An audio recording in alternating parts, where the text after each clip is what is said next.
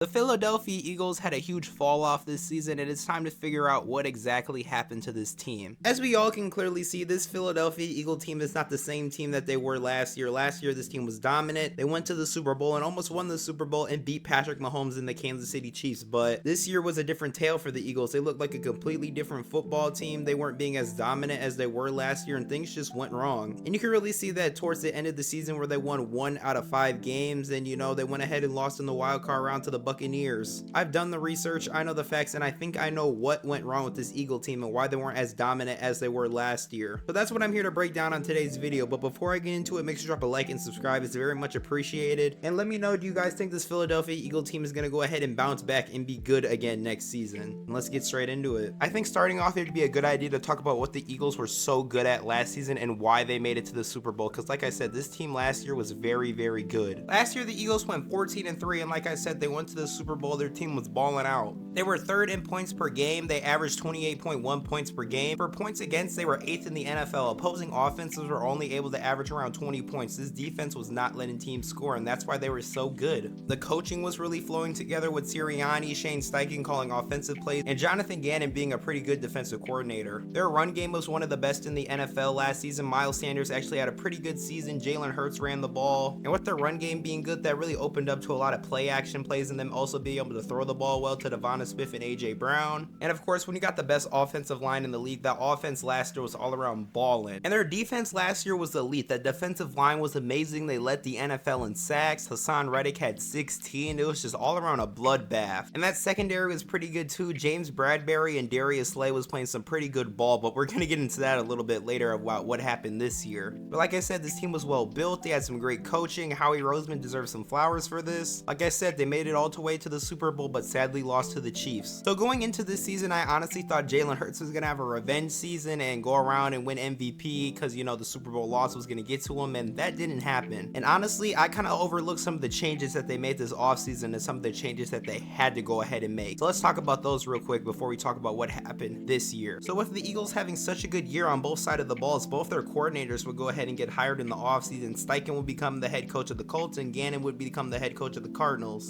Honestly, I didn't think much of this move. I thought the Eagles would go ahead and overcome it, and I did not expect it to be this huge of a move that would affect them this much as it has clearly. Lose some guys in free agency like Hargrave, CJ Gardner-Johnson, Miles Sanders, people like that, but you know what? In my opinion, that's not why they fell off this season, because they lost some guys in free agency, because they had some replacements. To replace Miles Sanders, they went ahead and traded for DeAndre Swift, who was a great and explosive back. They went ahead and drafted Jalen Carter in the first round, which was huge. They drafted Nolan Smith as well.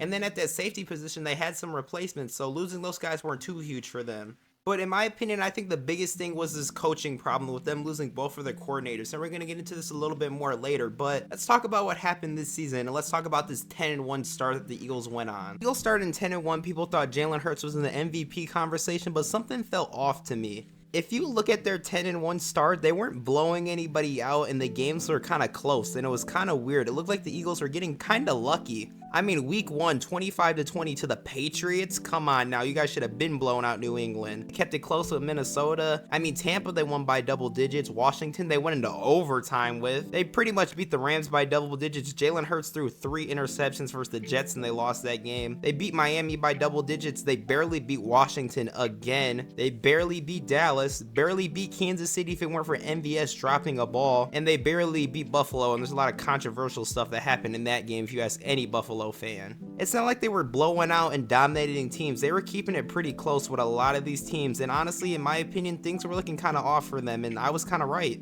And in the NFC Championship rematch game, they played pretty good in the first quarter, and then after that first quarter, the Eagles' season just disappeared. They got blown out by San Francisco, blown out by Dallas. They lost to Seattle in the final minutes. They beat the Giants on Christmas Day somehow in a very close 33-25 game. They lost on New Year's Eve to Arizona, and they lost in the last game of the season to the Giants. And then, like I said, on that wild card weekend that we just had, they were lose to Tampa Bay.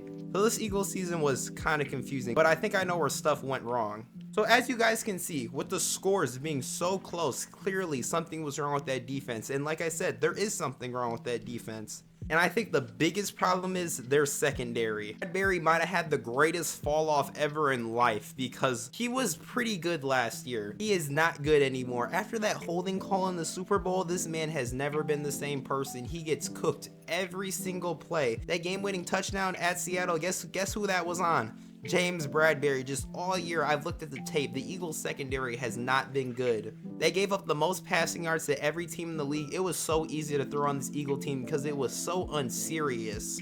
And don't even get me started on the tackling. If you watch that wild card game versus Tampa, you would for sure know what I'm talking about. Cannot tackle to save their lives. It is so bad. There's probably a whole compilation on YouTube somewhere of the Eagles just missing tackles. It's just such an unserious defensive back room, and just the tackling has been bad, and that's what's making this defense so bad and making teams being able to score on them so easily. And then of course they went on the whole defensive coordinator fiasco where they had Dean as the defensive coordinator, and then mid-season they switched, but they didn't fire Dean, and they brought in Matt Patricia. Matt Patricia, yeah, he shouldn't even be the head coach of a high school football team. I don't know what Sirianni was thinking about bringing him in and thinking the defense was going to get better, but he definitely does not know how to coach an NFL defensive team. But yeah, he definitely does not know how to coach an NFL defense. Matt Patricia should have been out of the league a long time ago. But I guarantee you the Eagles are going to make some moves at the defensive position this offseason and get a new defensive coordinator. That's someone that is not Matt Patricia. But like I said, the secondary has been horrible this year, and that's another huge reason why people have just been cooking on this Eagles defense. And they really haven't been getting to the quarterback as much as they did last year either. Last year they led the NFL in sacks, and yeah, that did not happen this year. When I told you guys they had 70 sacks last year, yeah, they had 43 this year. That's a huge decrease, and that's another reason why the defense wasn't good this year. They weren't able to get to the quarterback as much as they did last year, and that caused the defense to just, not be as good as it was last year. But that's enough about the defense. I think you guys can assume now after what I just broke down that the defense is not good. Let's talk about the Philly offense now. Jalen Hurts, if you look at the numbers, his touchdowns really didn't change, his passing yards really didn't change, his rushing stats decreased a little bit with them yards, but Jalen Hurts was turning over the ball a lot this year. Last year he really didn't throw interceptions, he really didn't fumble. This year there was fumbles and there was a lot of interceptions, 15 to be exact. This was not the same Jalen Hurts that we saw last year. You could obviously tell. In my opinion, I don't think it's because Jalen Hurts is a bad quarterback. I actually think he's a pretty great quarterback. I think it's because the offensive scheme is completely different. Shane Steichen has a great offensive scheme. He knows what great plays to call. He knows how to use the run game effectively. He's a great coach.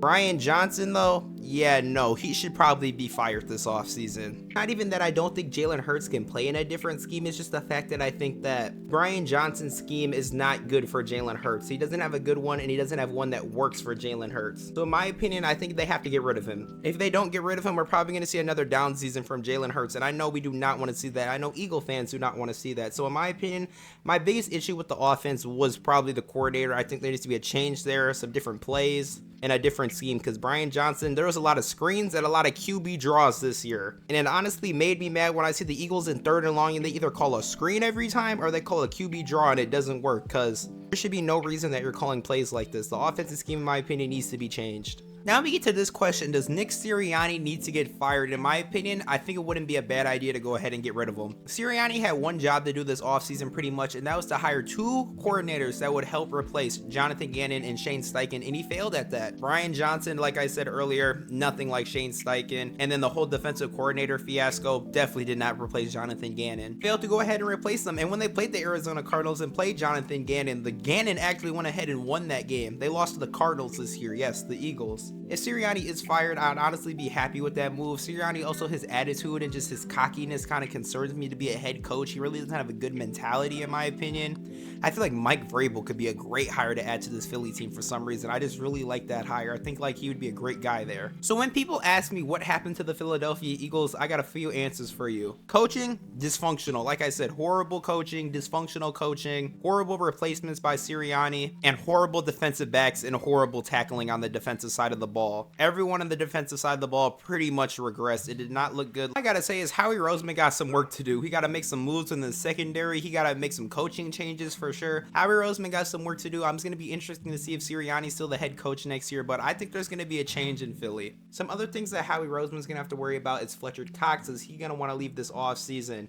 Is Jason Kelsey gonna go ahead and retire? What's going on with AJ Brown? Because he's kind of acting like a diva right now. There's gonna be a lot of questions, and there's a lot of people on this Philadelphia Eagle team that that are getting old. So Howie Roseman, like I said, he got some work to do this offseason, but I expect change in Philly. Because like I said, this year was not it for them whatsoever. They need some changes, and they need them fast if they want to still stay a contending team in the NFC. And that's going to be it for today's video. If you enjoyed, please drop a like and subscribe. It's very much appreciated. And watch this video right here about Baker Mayfield and the comeback that he's had. I will see you guys in the next video.